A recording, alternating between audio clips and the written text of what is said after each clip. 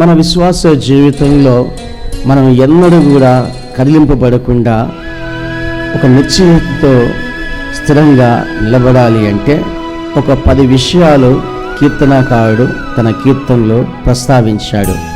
ఆ 10 విషయాలు ఏంటి అంటే, 1 యథార్థమైన ప్రవర్తన, 2 నీతిని అనుసరించుట, 3 నిజం పలుకుట, 4 నాలుకతో కొండములు ఆడనివారు, చలికానికి కీడు చేయనివాడు, 5 6వది పొరుగువాని మీద నింద మోపడు, 7వది దేవుని యందు భయభక్తులు కలిగిన వారిని సన్మానించుట, 8వది ప్రమాణం చేయగా నష్టం కలిగిన మాట తప్పకుండా ఉండడం, 9వది వడ్డీకి ఇవ్వకపోవడం, 10వది లంచం తీసుకోకపోవడం.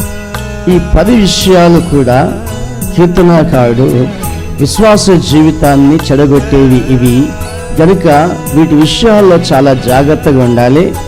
అయితే ఈ 10 విషయాల్లో జాగ్రత్తగా ఉంటే గనక ఆ మనిషి దేవుని పరిశుద్ధ పర్వతం మీద నివసింపగలుగుతాడు.